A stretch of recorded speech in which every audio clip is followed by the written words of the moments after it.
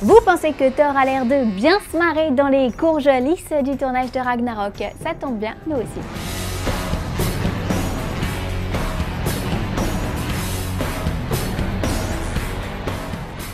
Et au sommaire cette semaine, des rumeurs en veux-tu en voilà, Green Lantern fait le plein de candidats, des gros sous, des gros bras, mais tout de suite, place aux news en bref.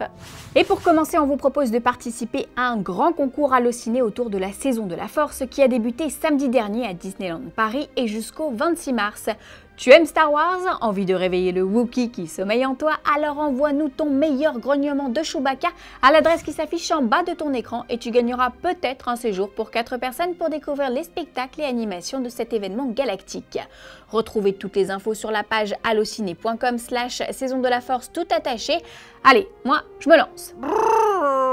Harley Quinn va rejoindre la série Gotham. Non, vous ne rêvez pas. L'héroïne de Suicide Squad apparaîtra face au lieutenant Gordon. La psychiatre d'Arkham ne sera pas jouée par Margot Robbie, mais une actrice encore à déterminer. Ceux qui doivent faire la tête dans cette histoire, ce sont les scénaristes d'Arrow, à qui on avait refusé l'utilisation d'Harley Quinn sous prétexte qu'elle allait apparaître dans Suicide Squad. Apparemment, Gotham et Arrow ne sont pas à égalité quand il s'agit d'utiliser certains personnages de l'univers d'ici. C'est le jeu, ma pauvre Harley. We're bad guys, it's what we do. Deadpool en route vers les Oscars, Ryan Reynolds y croit. Le comédien a en effet posté cette vidéo dans laquelle il incite l'Académie à considérer la candidature du film. Reste à savoir si Deadpool mérite de figurer dans la shortlist des longs métrages en lice pour l'Oscar du meilleur film. Si toutefois sa nomination venait à se confirmer, ce jour serait à marquer d'une pierre blanche puisque jamais une production super-héroïque n'a été distinguée de la sorte, pas même The Dark Knight et ses 8 nominations. Réponse le 24 janvier et sachant que s'il était nommé, Ryan Reynolds promet, je cite, une fucking crazy reaction, en vidéo bien sûr, et dans le costume de Deadpool, tout un programme. Hermione se paye une web-série intitulée Hermione Granger and the Quarter-Life Crisis. Ce show dans lequel J.K. Rowling n'est pas du tout impliquée met en scène la jeune sorcière en pleine crise existentielle. À 25 ans, Hermione Granger décide donc de plaquer son travail au ministère de la Magie et son mari Ron Weasley pour refaire sa vie à Los Angeles. Mais entre deux séances de bronzage sur les plages californiennes, Hermione sera rattrapée par son passé puisqu'elle croise la route de Drago Malfoy. Si vous voulez en savoir un peu plus sur ce projet atypique, rendez-vous sur la chaîne YouTube de Sunshine Moxie pour découvrir le premier épisode. Cette semaine, Fanzone se met au vert. Bah non, on lève pas tout, mais moi juste un fond Green Lantern car la star du jour, c'est lui. Bon, pour découvrir Green Lantern Corps, il va encore falloir attendre jusqu'en 2020, ça ne change pas, mais le film vient de s'offrir 2 scénaristes, Justin Rhodes que vous ne connaissez sûrement pas et David S. Goyer. Et David S. Goyer, vous en avez déjà probablement entendu parler ici puisqu'il a écrit pour Blade, Batman, Superman, Batman et Superman, Constantine, Ghost Rider et même Nick Fury le temps d'un téléfilm emmené par David Hasselhoff. Oui, vous avez bien entendu. Enfin, en gros, le monsieur n'est pas un manche en matière de super-héros et Hal Jordan est entre de bonnes mains. Car oui, ça aussi c'est certain, Hal Jordan, incarné par Ryan Reynolds dans le Green Lantern dont il rigole encore, sera bel et bien de la partie et il ne sera pas le seul puisqu'il pourra compter sur le soutien de John Stewart, soit tout simplement le premier super-héros afro-américain de DC Comics, créé en 1971 et qui compte pas mal de fans, y compris à Hollywood. Alors que Common et Tyrese Gibson nous rappellent fréquemment qu'ils sont chauds patates pour se glisser dans le costume vert de John Stewart, un autre candidat est entré dans la danse. Et pas des moindres puisqu'il s'agit de Sterling K. Brown, star de l'année télé 2016 grâce à This Is Us et American Crime Story. Le comédien, qui vient tout juste d'être casté pour jouer dans le Black Panther de Marvel, a officiellement déposé sa candidature auprès de DC sur Twitter. En voilà un qui cachait plutôt bien son jeu mais qui est en fait un gros fan de super-héros ou de combinaisons super moulantes. Enfin bref, vous l'aurez compris, les choses ont l'air de bouger du côté des Green Lantern Corps et c'est plutôt une bonne nouvelle, il ne manque plus qu'un réalisateur.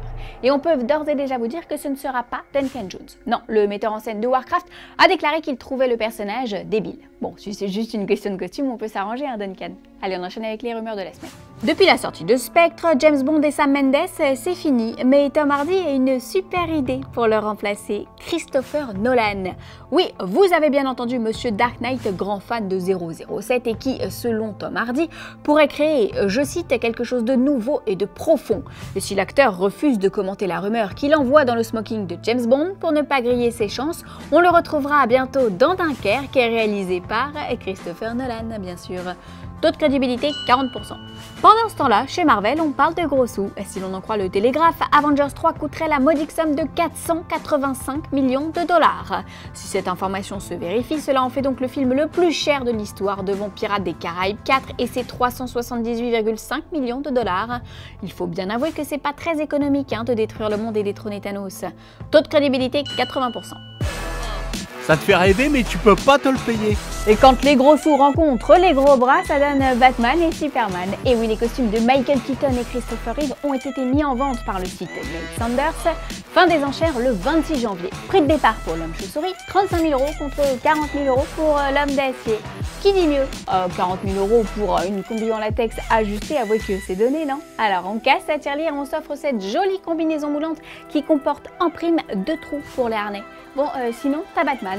Alors c'est un peu moins sympa, c'est un peu moins moulant, mais pour quelques euros de moins, tu as en prime les bottes, la ceinture et les gants.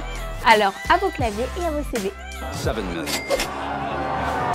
Gros bras toujours pour répondre à la tête brûlée qui est probablement le Ghost Rider français qui nous demande des news de Shazam avec Dwayne Johnson. Eh bien il se murmure que l'interprète de Black Adam, enfin, il se murmure que l'interprète du méchant donc pourrait retrouver Brad Peyton, le réalisateur de San Andreas et Voyage au centre de la Terre 2, avec qui il prépare également l'adaptation du jeu vidéo Rampage. Comment le sait-on?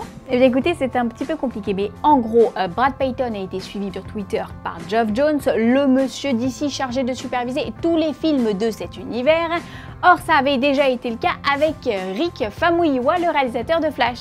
Bon, entre-temps, ce dernier est parti, mais là n'est pas la question. À surveiller de près donc. En attendant que tout ceci se confirme ou pas, retenez que Shazam sortira en 2019 et que Dwayne Johnson promet un film qui participera à la renaissance du DC Extended Universe. Renaissance qui devrait démarrer dès le mois de novembre avec la Justice League si l'on en croit Ben Affleck. Et en même temps, il n'allait pas nous dire le contraire. Bon, et sinon Batman, ça en est où Ben?